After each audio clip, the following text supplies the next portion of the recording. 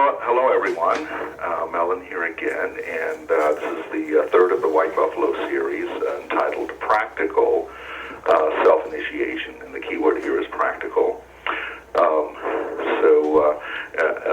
The other two White Buffalo things have been very interesting, and this is sort of a very practical point of 8 points that White Buffalo has taught me about practical self-initiation, and that is the key word. So let's get beginning. Let's start at, what is enlightenment? You ever really thought about that? I find a lot of groups I talk to, when I ask that question, we talk about it, it's nobody's really actually thought about it, especially in a personal way. We always think some guru or some great person is the one who becomes enlightened, and then we kind of hang out in their light. But it is a personal thing also. And so, what is enlightenment? This brings up the subject: magical life or magical wands. We seem to always want more and more and more.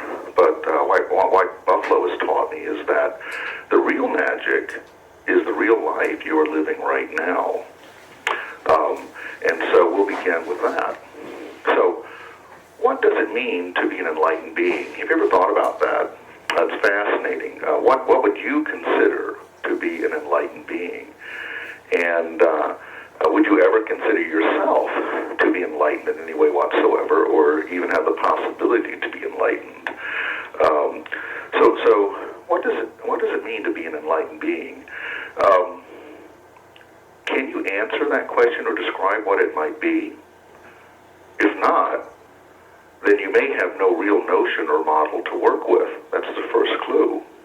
So let's talk about that for a second. Let's look at this idea. Because to be enlightened is not a complicated state of being. And I will say that again. To be enlightened is not a complicated state of being.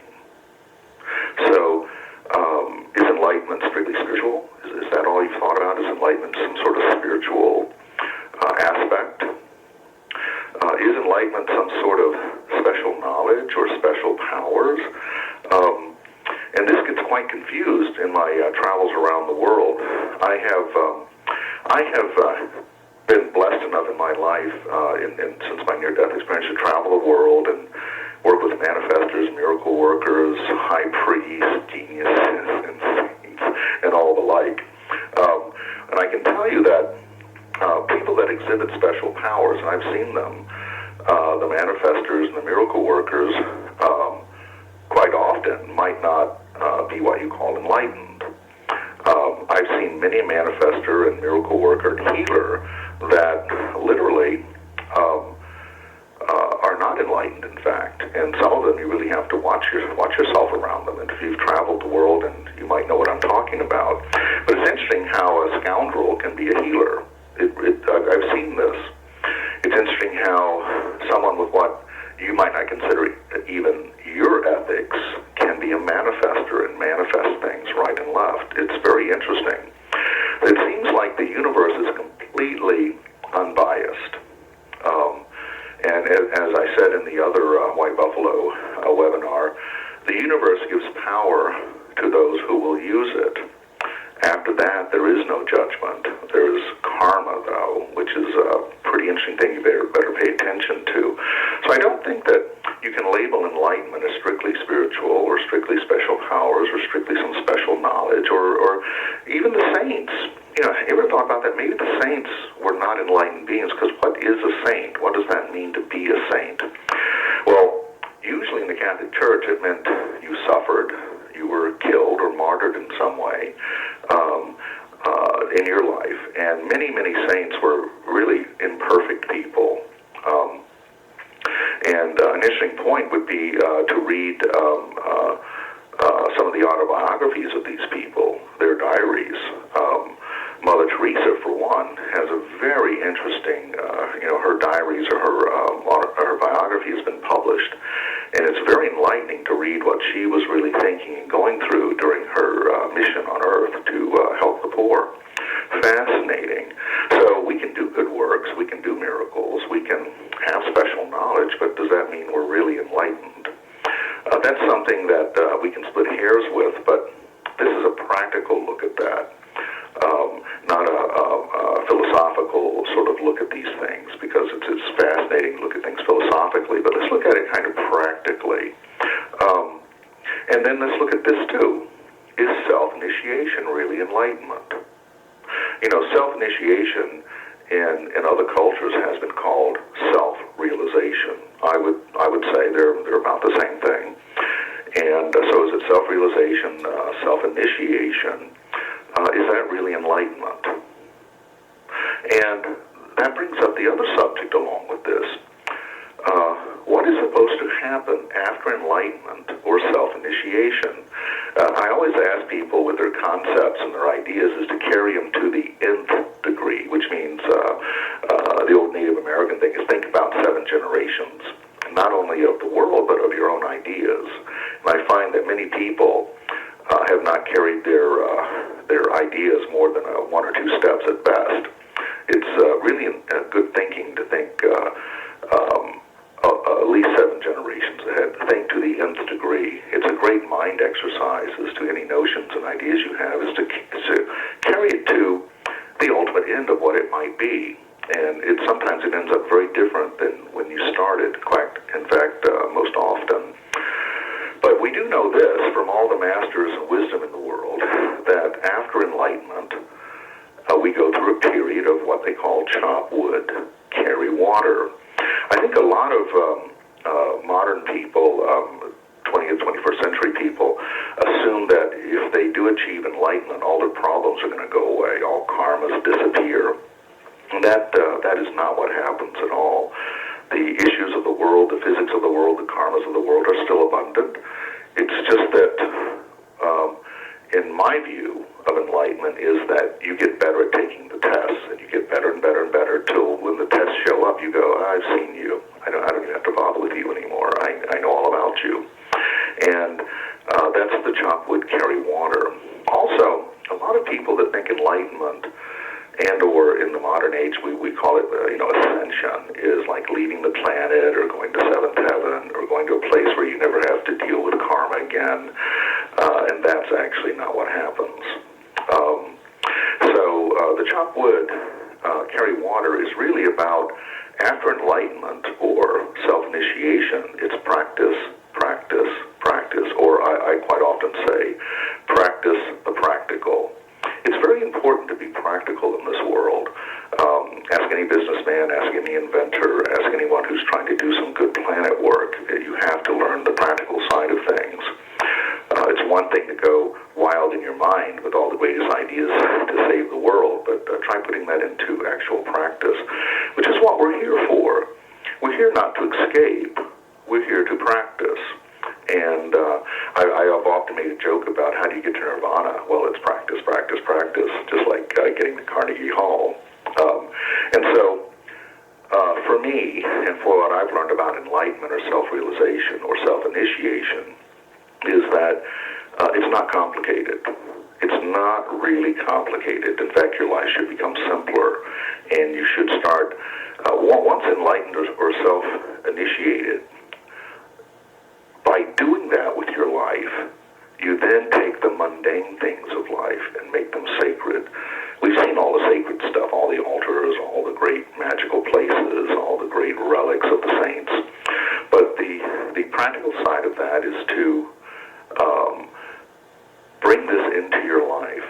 And so once enlightenment or self-initiation takes place, then it's about practice. So that affects everything, including that cup of tea you may have every morning. That cup of tea could be a simple ceremony. That vacuuming, the cleaning of things, the idea of conversation can become a sacred thing. So we're in the phase now where the mundane becomes sacred, and that's also the other way of saying bringing heaven to earth. The mundane part of our lives becomes sacred and now have more meaning than they've ever had before, and more significance than we've ever known before. Second point about the practical side of self-initiation. Because, so many people want magic wands and magic events and all of these sort of things. And that's,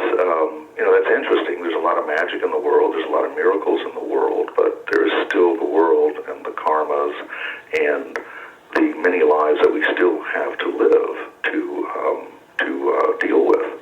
So the practical side of self-initiation, we might consider some other thoughts, like if you're one of the people like me that would love to create heaven on earth, well then, how can we create heaven on earth if your attention, and when I say attention, I mean your head, your focus, where your head's at, where your focus at. If your attention is stuck in the stars and your feet are not on the ground, how can we bring heaven to earth? Do you have an idea or insight into your ideal self? This is very important because it's the ideal self that we all have within us that is the vehicle to do this. In fact, your ideal self is the only part of you that is naturally equipped to self-initiate. And we will discuss that in a little detail, but one of the keys to self-initiation is self-discipline. So I wish I could wave a magic wand and give everybody everything they wanted, but that would be chaos, wouldn't it? So self-discipline is very, very important. And so learn to control your habits is one of the first steps to self-initiation, because if you can't have self-discipline, if you can't control your habits, then how can you self-initiate? How can you let your ideal self be the guide of your life? Now, this is very important. It starts with your feet on the ground. And that means that if you ignore the health of your body, as many spiritual people do, then the mind and spirit will be weakened.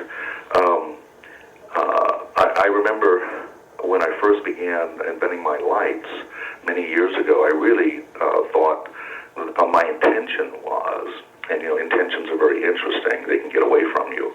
My intention was to develop these systems that would give longer life to more conscious people, and that they would do more planet work.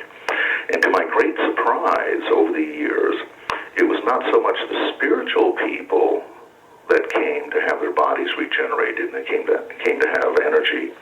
It was the more self-disciplined people who went to gyms, who went to spas, who exercised, who did yoga, who meditated. These were the people who showed up. And I have some very well-known friends who are in the spiritual movement, very high, very famous, and to this day it's hard to get them in for a light session. And most of my career, we've been able to do the research for free for people if they would just come in and be part of the research in this. So my intentions were in one direction, and what ended up was a whole different crowd showing up predominantly. And that's a good lesson for me about self-discipline and intentions. But self-discipline is the main key to self-initiation. Learn to control your habits. The best way to develop a more heightened sense of self-discipline is to practice mindfulness. There are some people I'm still working with 6-7 years later that I just wanted them to watch one DVD with me on mindfulness. And they still haven't sat down and watched the whole thing with me. The practice of mindfulness is very, very important. And so important that you must practice mindfulness to be free. To be free of what? Well, to be free of your own hang-ups, to be free of the fear that comes over the networks of TVs, the fear that's all around us, and most of it just completely illusionary. It's being used to manipulate us. And I think we know that. Our ideal self knows that. And so the practice of mindfulness brings you closer and closer to self-initiation. Mindfulness, again, is not complicated. It is not hard. It just requires a little more consciousness than you may be giving to your life right now, honestly. It really is not a complicated thing. And so the first level of mindfulness is very important. It is self-forgiveness. Are you mindful enough to forgive yourself? Because we hold things against ourselves that maybe others would not, and also things that may not have been significant to others as we thought. The first level is self-forgiveness and the practice of loving your life. How can we bring heaven to earth if we're not disciplined? If we haven't practiced self-forgiveness and the practice of loving your life? Can you love your life? That's interesting. Ask yourself that. Can you love your life? Just realize that your life is larger than you may be aware of. You are living a greater life in the great self that is the source of all of this. By that I mean, the great self is our ultimate universal self. It's the life of the universe, the life of the planet. You're living a greater life than just your individual life. You're a part of this whole continuum, this whole matrix of life. And so when you start looking at it that way, you're living, your life is part of a greater life. And this is part of the greater self, the great self, because there's only one of us here. That is the great self. And that great self knows that it is. It's where that I am comes from. The greater self knows that the creator, whatever you call the creator, is creation and has become creation. And that is you. And that's why in many legends and myths, there is the ye are gods, you are gods too, that sort of thing. And it is very true. Even in the Indian ancient teachings, the creator is the creation. And so you are not separate from being the creator or the creation. You are one with that. That is the greater life and the greater self. The greater self is the sum total of all that you are and have been. The greater self is the evolving self in the evolving universe. And that is big stuff. It really is. And this world we live in and the world we have evolved in is constantly not letting us get to that awareness or beating down that awareness and trying to control us in one way or the other. From religions to empires to you name it. They're constantly pulling us out of that. So, point 3. Self-initiation is like being self-employed. There's a big difference. To be self-employed, you must have discipline that you don't have in a 9-to-5 job. And although I've been self-employed almost all my adult life, there are many times I wish I had a 9-to-5 job and didn't have to think about anything and just go ahead and just show up and do my work. But ask anyone who started their own business. Ask anyone who is self-employed. It requires a great deal of discipline if you're going to be successful. So, self-initiation is the foundation of self-government. How could it be any other way? And self-government leads to self-healing. Also, self-healing leads to self-government, which is where we're heading. You know, self-government ultimately is the only government that's ever going to work, and that self-government comes from your ideal self. Your ideal self knows all this already. So to heal this world, we must learn to heal ourselves. Do you understand? It's very important to understand that concept. How many people I've met are out to save the world, but they can't save their own life. They can't save their own health. It's sort of getting the cart before the horse, so to speak. So to heal this world, we must learn to heal ourselves. And that isn't complicated either. It just seems complicated.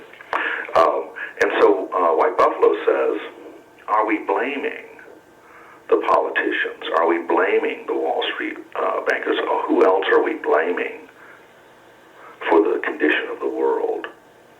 We constantly are blaming everyone else for the condition of the world while we are not self-initiating, we are not practicing or evolving into self-government or self-healing. So because of that, we tend to blame everything outside of us. And this can become rich and juicy. But again, White Buffalo teaches us that as long as we don't self-initiate and activate our true power, then we are playing the blame game with our life.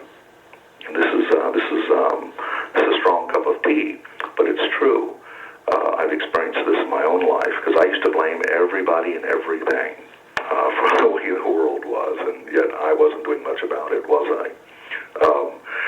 This is a hard lesson to learn, mainly because of our past incarnation patterns.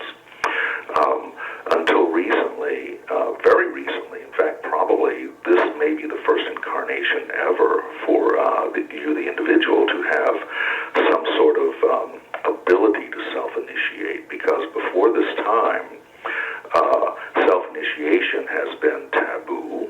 You've been killed for it, you've been burned for it. So self-initiation has been very frowned upon among empires and churches and religions of empire, because they assumed that would lead to chaos. Isn't that interesting? All the leaders assume that self-initiation will lead to chaos because they think we're all crazy. And the reason that we're crazy is because we're not getting into self-initiation. We're not learning to bring our ideal self forward, and that's been repressed for so many incarnations, for almost all of your incarnations, because very few of us have been King Tut, very few of us have been Cleopatra, very few of us have been Julius Caesar, or all of these great leaders. The rest of us, most of us, 99.9% of the planet and probably higher, have been toting the barges, using the vans, working in the fields, building the pyramids, and just following orders. We've always been told what to do, how to do it, and when to do it. So, as I've said earlier, that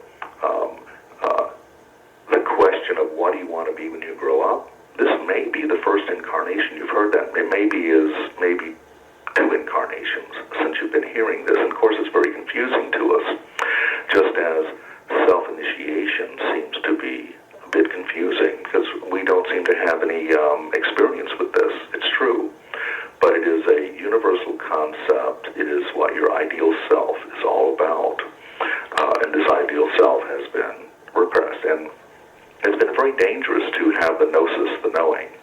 The Gnostics were persecuted, and the Gnostics were the ones who said, we have a direct connection to God, and I'll speak to God. I don't need a priest or high priest to speak to God for me. They were persecuted, and of course, completely ruled out of the Catholic Church very early on. So self-initiation is still, may seem a little confusing, it may seem difficult to you. That's just because you've never tried it before. You may not have had a chance to until this point. The other thing that, because of this hopelessness, and there is a subconscious hopelessness to always being controlled and always being told what to do, this hopelessness manifests itself in some interesting ways, including, which has been played on us and used on us, is that if you're still hoping for and waiting for a savior of some sort to come, you will probably be waiting forever and then some. This is a byproduct of being powerless, is to look for saviors from the outside to come and save us when we're already created with the full ability to self-initiate. So, point 4 here. If you desire love, health, wealth, and wisdom, and I think most of us want some amount of that in various orders of that, you must first be aware of what is keeping you from that. That's a very important lesson that teachers have been trying to teach us, especially in the modern age, because you weren't taught this stuff in earlier ages. You must find the dis-ease, and those are 2 words for me, dis-ease in your life, the things that are keeping you from the love you deserve, the love you want, the health you deserve, the wealth. Well, it isn't like everybody in the world has to be a millionaire, but it would be nice to be comfortable, wouldn't it? And not have to worry about survival. That's how I see wealth. I don't see, being the richest guy in the world at all. And then wisdom. We all want wisdom, but there may be a problem with wisdom. And that is, you may be wiser than you think already, and yet you want more wisdom. You aren't even practicing the wisdom that you have. must find the dis-ease in your life. And that's just reevaluating your life, looking at the patterns in your life. Past life regressions can really help you sort out these patterns in your life. I'll give you an example. The disease in my life. I was born unwanted, and I was abandoned. Earliest memories are of me being shipped off to boarding school and my parents never visiting me. This set up a subconscious pattern in the course of my life for so many years. And I've had to deal with this even years after my near-death experience, because, the near-death experience is not magic. It's a chance to have some insights that you get a chance, but there are many things that are not resolved in a near-death experience. Look at the studies of near-deathers. Many of them become more dysfunctional afterwards than before, and that's one of those little things that near-death groups don't like to talk about too much, but the stats are there. So my disease was not bad karma. You've heard of people having bad karma. I had sad karma. I had really sad karma, and it's probably what made me a comedian, too, because things can be so sad sometimes. You can see the world so sad that the only release is humor, and I think this is what made many comics and comedians, and what made me the life of the party. I was really the saddest person at a party, but I seemed to be the happiest. And so there's a bad karma and there's sad karma, of which I had to work my way through. And this stuff is wired into you when you're so young that it's hardwired in. And you try many techniques to free yourself of this dis-ease. And only the knowledge, finally, that this hardwired stuff will never go away, because Gaia, the universe, loves memory. It's called evolution. Only the knowledge that I could change the charge on the memories had a big shift on me. Because the memories will still be there, but every time they come up now, I go, okay, I know what that is. And I've reprogrammed myself to understand it. So, point 5, to be more conscious. Interesting concept. To be more conscious. To be more conscious, White Buffalo has taught me to practice remembering.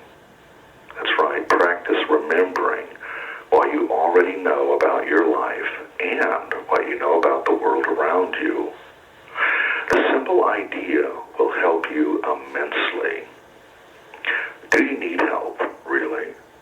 That's an interesting concept. We all think we need help, and we think we need help from outside. We all think we need probably more outside help than we often really do. Think about it. We quite often pay experts to tell us things we already know. And that includes going to see psychics, and quite often you go to your doctor, you know why you're sick, you know how you got sick, and usually related to some kind of lifestyle thing. But so instead of practicing remembering, and it's just a simple exercise, none of this is complicated. At any given moment or any given issue, if you seem confused, just take a moment and practice remembering what you already know about your life and about the world around you.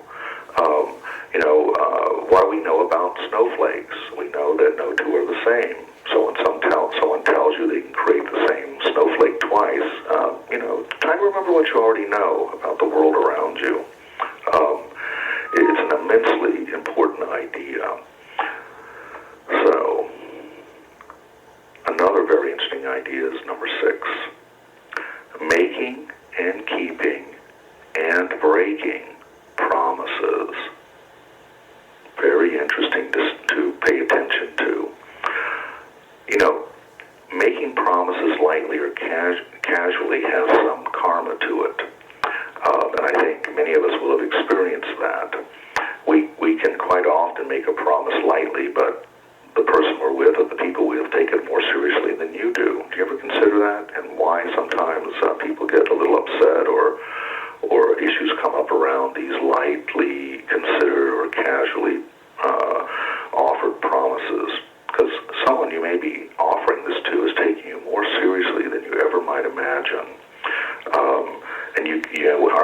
guess why I didn't mean it that way. I didn't mean it. This happens more often than you think in our lives. So we've got to really watch making promises to people lightly, casually. It's a very important thing to understand. Now, keeping promises are not always possible, even with the best intentions. They're just not possible to keep for some reason or another. Sometimes our intentions get derailed or betrayed. And remember, we cannot control the world. Things happen. Situations can change. I remember making a promise to one of my oldest friends in the world that I would help him one day if I ever got the chance. He always wanted to write a symphony, and I gave him that chance at some point. But by the time I was able to keep that promise and afford it, he was not the man that I knew 30 years ago. I tried to keep that promise, but he had let it go. It was very depressing time for both of us. So sometimes it's almost impossible to keep promises because things do change, and we can't control everyone around us. You may have made a promise to someone who then becomes someone you didn't know. You may make a promise that you were with circumstances that you were unaware of that would happen, that would overwhelm the situation. You cannot feel guilty about these as long as you made the promise with good intent and you meant it. But sometimes you cannot keep all the promises that we've made. But when it comes to promises and agreements, it is a very good idea to always try to stay on the high ground when issues come up about these. It is especially important with what I call big-ticket items, or what I call big karmic items. That's what I call the big-ticket items, the big karma. Like marriage, friends, property. Sometimes these become huge karmic issues, and they can be all mixed up. Friends, marriages, property can change us, or they can, or we can change on them. In fact, we're not always right. Sometimes we're wrong. But I found that if you strive, and this is what my buffaloes led me to do, is strive to stay on the high ground when it comes to these big-ticket items, especially. How many marriages have ended up terrible because property issues or arguing over something that really isn't important? I've seen people argue over favorite chairs, over pets, and over anything, because now it's a karmic issue. It's not really about the property itself, and neither one will let go. In my own life, I saw my mother go through this. When my grandmother died, she had quite a bit of stock in a very old company, and the families fought over this, and my mother thought that, well, I'm not going to let those bastards of the family get all this money. So what happened was both sides of the family lawyered up and got the most expensive lawyers they could possibly find, and guess what happened? Went on for years, and finally the money was literally, and it was a considerable amount of money, was spent in legal battles. That's not the high ground. They all could have benefited from going to the high ground. And as a child, I wasn't connected to it, but I watched all the grief my mother went through. At one point, she even hired a state senator to represent her, talk about spending money. And so it is always best, in the end, karmically, to find and to try to stay on the high ground of any issue. This is a part of self-initiation. Other people and circumstances will try to bring you down, but try to resist the temptations to lower your ideal self, your self-initiated self, into the world of negative karma. Please try. It may take a little practice, but in the end, and I've been through this with inventions and corporations where the karma just built up to be enormous in some of the battles that were impending. And I just keep remembering what White Buffalo taught me. And the other thing to think about is, and this is one of the greatest lessons I learned, was that keeping the high ground may be very difficult until you let go of the ego part of it, till you let go of the betrayal part of it. And I remember being so dejected one time and almost homeless in one of these battles since my near-death experience that I remember going down to the beach, because I lived near the beach, and I remember sitting on the beach doing the woes me, crying in my beer, and woes me, oh, it's all so terrible. And then I remember White Buffalo telling me, coming to me and saying, Mellen, do you know who you are? And I said, I think so. Well, even if you were in a homeless shelter, would you still be enlightened? Would you still know what you know? Would you still believe what you believe? Because I was having thoughts of, oh, what if my friends see me cooking burgers at McDonald's? Oh my God, my life is over. I was going through all of those emotions.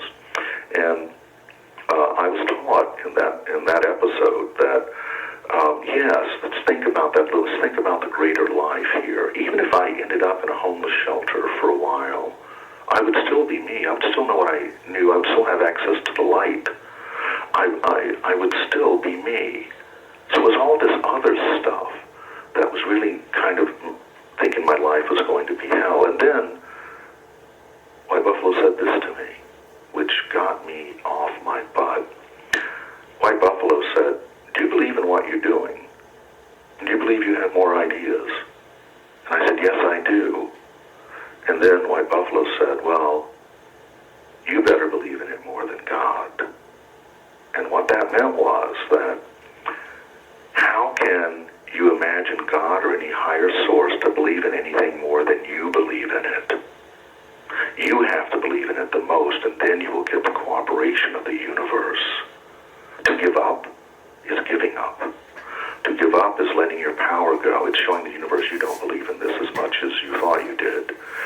And so when I heard that I must believe in what I'm doing more than God, that got my sorry butt off the beach, and I got back into my career, and then miracles could happen.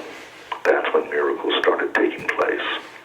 And so, very important to understand these things about self-initiation, and that for me, as I look back, was one of the self-initiation moments that I went through. So point number 7, your ideal self always knows what is right for you. Sometimes people talk about their conscience. There's a part of you that seems to know right from wrong, whatever you want to call it. That's your ideal self. There's an ideal self within us that you should explore. And it's just tuning in. This is not difficult. It's just tuning in. There's a part of you that really does know what is right for you, diet-wise, ethics-wise, all of this. There's a part of you that knows right from wrong. Now, if you have difficulty with knowing right from wrong, I suggest you get therapy. You need therapy to straighten this out, because there is a self-writing part inside of ourselves that in that case you may be cut off from for some reason or another. But normally speaking, 99% of the planet knows this feeling, whether we listen to it or not, whether we pay attention to it or not. How many times have you done something, you say, I knew that wasn't going to work, or I knew that wasn't right for some reason? Well, we must pay attention to this ideal self. It's very, very important. So practice being your authentic ideal self. How about that? We all have that. How often do we practice being that self? Being that self we know we should be. It takes practice. In the beginning, this can be very much like learning a new skill set. And in a way, it's like learning to play a musical instrument. It may feel uncomfortable, difficult, or even unreal at first. But there's a part of you that really does have great wisdom. That is your ideal self. In fact, there's a part of you that carries the wisdom of the ages. That is your ideal self, or what some people call a conscience. This is the part that many religions and governments have hidden from you, or made taboo, or persecuted you for in other past lives. No matter what has happened to you over time, this wisdom is undamaged and just waiting to be activated and brought into your consciousness and into your conscious life. Here's what I do, and it's helped me. I make a pocket card that I keep. It's the size of a credit card. I print it up and laminate it. A pocket card to remind me who I really am. So I suggest it's a very good exercise to make a pocket card to remind you in any weakness or anxiety or weak moment or doubtful moment to pull this card out to remind you who you really are. Because you really are. You really are, first and foremost, your ideal self. That survives all the ego stuff. That survives all the mistakes you could ever make. Our self that makes mistakes, our self that is ego-driven and sometimes blinded by the light, is not as big as your ideal self. Your ideal self is much bigger, much deeper. Remember that, again, enlightenment is not complicated. So when you're making these pocket cards, and if you make a pocket card that is 20 cards thick, you may need to become you may need to do a little more reevaluating. Get it down to one card. The trick is to keep your life less complicated and more soulful. That's right. So try to boil it down to just a pocket card, one side of it if possible. Not a whole stack that's bigger than your wallet. It's going to be hard to remember and hard to use when you need it. But many times, in different situations, whether I'm sad or things are happening in business, I pull out my pocket card just to remind me who I am, and that triggers me to remember that I am practicing self-initiation. I am practicing being my ideal self. And remember, this is the interesting thing. This is why some people think they have long lists of things to do and accomplish in life. Remember that no one can do everything in one life. So lighten up. You have many lives to live. Try saving some of these things and adventures for the rest of your many lives to come. So don't get anxious about trying to save the world and everything else in one lifetime. No one has ever been able to do that. It's not possible in one life because it's such a dynamic universe we live in, a dynamic life that we live. Very important to remember that. Don't stress yourself out about trying to do too much in your life and in your incarnations.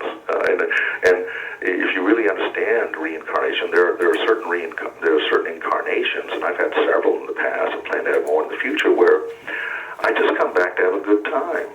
What's wrong with that? Some spiritual people get horrified when I say that. Sometimes when a spiritual person asks me, "Why are you here, Mellen?" I say, "I'm here for my own reasons. I'm here to have a good time. What are you here to have?" So remember that.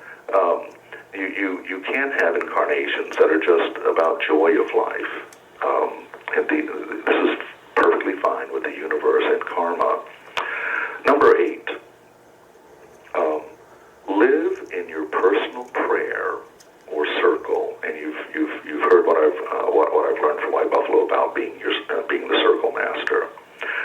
Create your circle, which is to create your personal life prayer and live in it. What the circle means for me is that inner circle in my soul.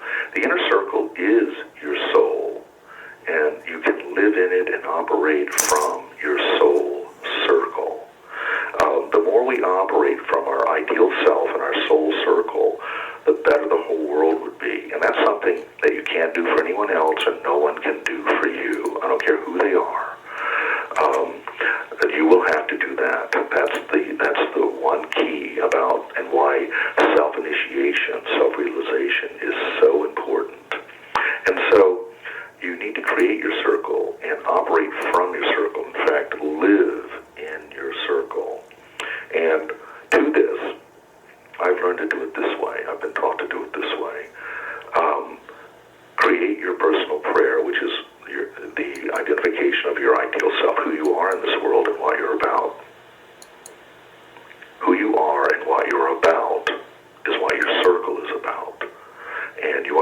master of that circle. That circle is your soul. So I have my prayer as an individual. You shouldn't probably share it with anybody else, but I can tell you this, that because self-initiation and consciousness is really more practice than magical moments, I pray at least 3 times a day. And I pray my personal prayer about why I'm here, what I'm about, and my ideal self is the one saying that prayer in my soul circle. And you do this to remind you of your ideal self and your soul's power to be a blessing to your own life and to the world around you. So you learn to bless everything more than you curse them. You learn to bless the world you live in and to bless the world at large more than you curse the world of Gaia. And so I'd like to wrap this up. It's very simple. I hope you didn't think it was going to be long and elaborate complications. It's very simple. Being enlightened is not a complicated thing. I would like to end with the White Buffalo chant, one of the first ones she ever taught me. It's a fractal chant, and we've talked about fractal geometry and fractal universe before. This is a fractal chant, if you really listen to it and understand it. And it goes like this. I love the way things are. I love the way things will be. I love the way things stay the same. I love the way things always change. So with that, I hope you've got a lot out of this. We'll try to get the transcriptions to you as soon as possible. We're now going to work on that exclusively and make sure this is available to you. And so thanks for hanging in there and for putting up with my schedule changes. This has been important for me to share this with you, important for my growth, and I hope it has been for yours. And so I send you the blessings of the light of life, and may the light of life